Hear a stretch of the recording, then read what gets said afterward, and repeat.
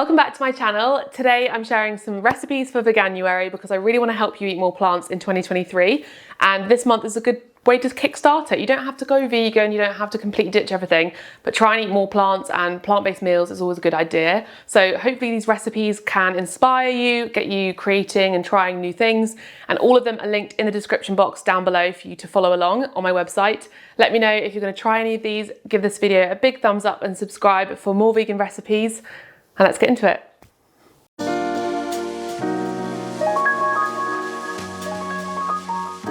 Next, we're going to be making chickpea flour omelettes. If you've never seen chickpea flour, it's also called gram flour. It is called gram flour, but I'm calling it chickpea flour because it's made from chickpeas. But you can make omelette from chickpea flour in replacement of eggs if you're giving it up for Veganuary. So it's very simple. We're just going to mix together chickpea flour or gram flour. This is black salt or kala namak, and this basically kind of has a bit of a sulphurous, eggy smell. So if you are turning vegan, then this is quite a good thing to grab if you're going to make tofu scramble or other eggy dishes. Add something to it. Nutritional yeast, olive oil, seasoning, and some veg. I'm just going to stick with spinach for this recipe, but you can use whatever veg you enjoy in your usual omelette. And this is great if it's something that you eat all the time, if you're already having omelette a lot and you're doing Veganuary. We have 30 grams of gram flour, and I'll add this into a bowl with a tablespoon of nutritional yeast, a pinch of black salt, and some pepper.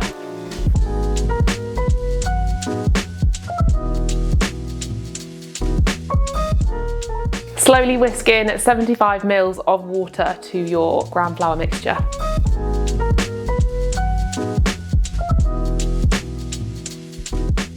We have our omelette mixture, which should smell a little bit eggy and resemble somewhat some whisked up eggs.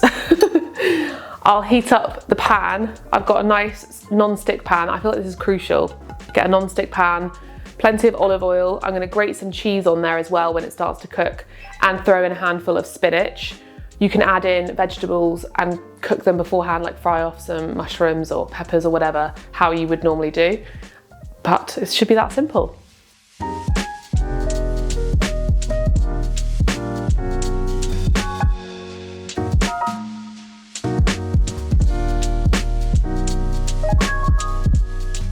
You can also sprinkle some extra black salt on there because it does tend to dissipate the flavour when you cook with it. So it's nice to add a little bit extra as you eat. Look at this. It's like a little savoury pancake. Well, I know that gram flour usually is used to make essentially a pancake, so that's what this is adapted from. Yum. Yeah, and the black salt on top definitely adds the eggy texture, because I think if you didn't have that, it's worth getting if you're doing Veganuary, because if it didn't have that, it would be more like a savoury pancake, which is also delicious, but I also used Epic Mature from ViaLife. So if you're, obviously this is a Veganuary video, how many times can I say Veganuary? If you're doing Veganuary, that is one that I really recommend. ViaLife Epic Mature, because it melts really well.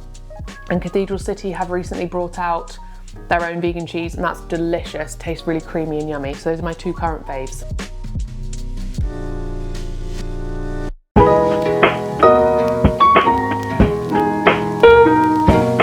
An easy recipe to make if you're going vegan for Veganuary is a toastie. This can come in all varieties, and it's more of a suggestion than a recipe, but it's really nice to add in your favourite vegetables. My favourite is mushrooms, some avocado, and a little sneaky treat is some Marmite, because Marmite makes every toastie taste better. All you need is some really lovely fresh bread, your favourite ingredients to go inside, and a frying pan.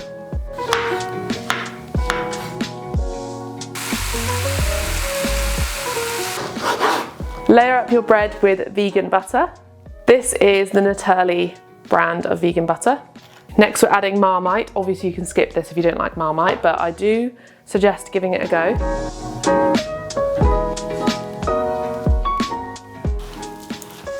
Top your Marmite with half an avocado on each slice. I'm going to squeeze some lemon on here just to keep the avocado fresh. Top this with your fried mushrooms. Top with some tomatoes. a little bit of coriander if you're feeling creative, and season with salt and pepper. And a drizzle of sriracha. This is optional.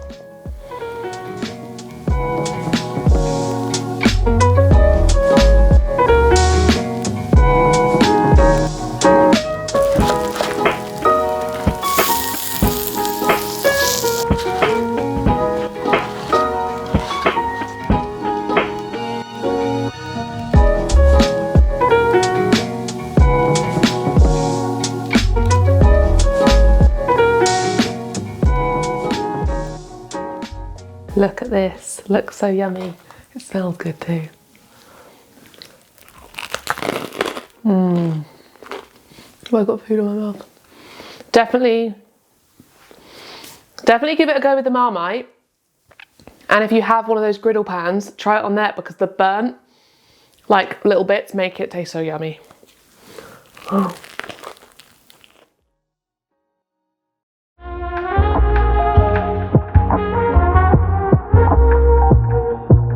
I have wanted to share this recipe for a long time because it's an adaptation of a recipe we ate all the time growing up, and I would love to hear from any of you if you've ever had this before, because I've tried to figure out where it's from or where it originates from and I can't find any information, so please let me know. But it's basically called chicken Myers, and it's a recipe my mum always used to make. It used to be, obviously this is a vegan version of it, but it was chicken, broccoli, chicken soup with breadcrumbs, and it was so delicious and we would have it all the time. It's one of those recipes that is so unbelievably easy but tastes so good, and you don't really understand how it's that easy but tastes that delicious. And we're going to make a vegan version of it. So instead of real chicken, obviously I've got vegan chicken, or you can use tofu, but I want to encourage you this Veganuary to embrace the meat alternatives because they're going to save you, they're going to encourage you and keep you going with it. This one we've got today is the Richmond's meat-free char grilled no chicken pieces. I love the this isn't chicken. There's so many now that are so delicious and they're very convincing. So whatever vegan chicken you can get your hands on, use that, or alternatively use tofu.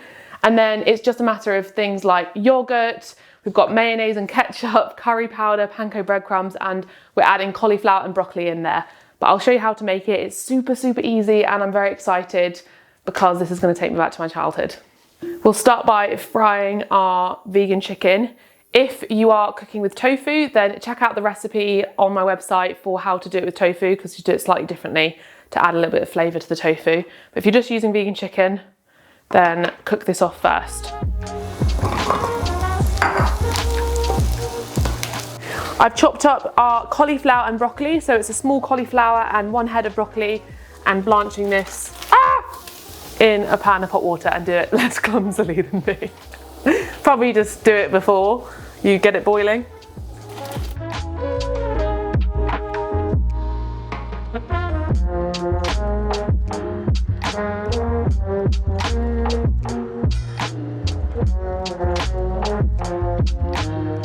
In a bowl, mix together 200 grams of vegan yogurt,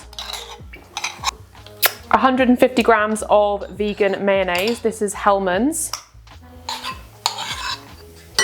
and a heaped tablespoon of curry powder. Season and then mix everything together. In a separate bowl, we'll make the topping from 4 tablespoons of panko breadcrumbs, 2 tablespoons of nutritional yeast, salt and pepper, and a pinch of cayenne pepper. And mix this all together.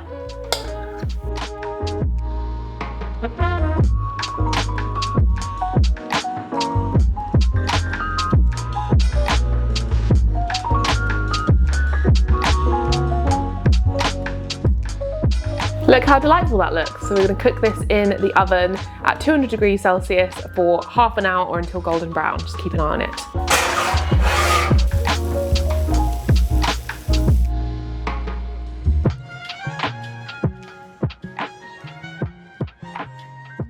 This might burn my mouth. That's really weird, it really takes me back. This is so yummy and so easy. So I would usually eat this with rice, and this just really takes me back, like I said. An additional extra, because the original recipe uses chicken soup, add in some Worcester sauce or some soy sauce, or some mushroom ketchup, which actually I do have in the cupboard. It's quite a nice little addition, but I'll note in the recipe how much extra to add in that. It just adds an extra depth of flavour. And you can also alter the amount of curry powder. You can go for less or more depending on how much you like curry. I love the flavour of curry, so I added quite a lot, but you can definitely do like just a teaspoon. So delicious, very, very versatile and easy. And you can definitely mix it up with the vegetables too, though I do think you have to have the broccoli. That is key. But oh my gosh, yum. And this chicken, very, very good.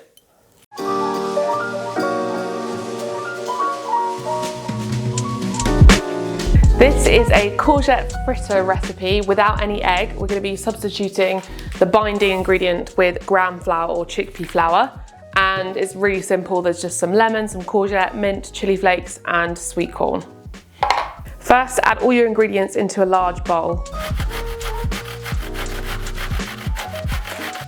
Because courgettes and sweet corn can be quite wet, it does help to squeeze out some of the juice in a tea towel before adding the flour.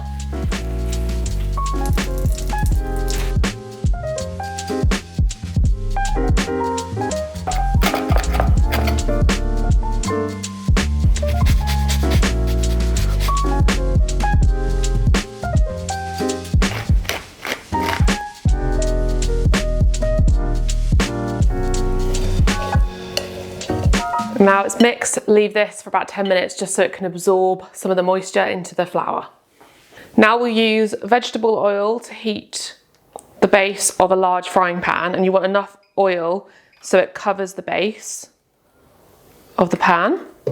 Heat this up on a medium to high heat and divide your fritters. You can make them as big or small as you like, but this should make about 8 fritters.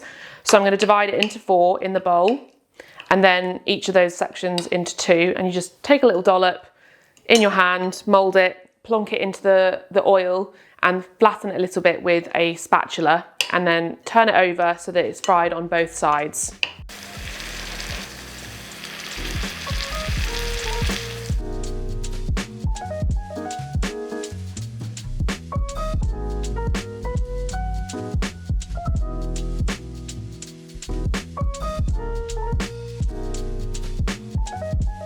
Let's try these. Dip them in yogurt. Definitely recommend having these with yogurt or sweet chilli.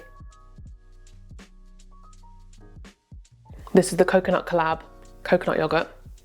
Very perfect. And you can make these whatever size you like, so you can make them into like a burger size. This would be so nice with wedges and a side salad. Very, very delish. Thank you so much for watching. Hope you enjoyed all those recipes. Please let me know down below if you're going to be recreating any of them, and tag me on Instagram if you do. All of them are linked down below as I mentioned, and happy Veganuary. Make sure to subscribe and give it a thumbs up. Bye.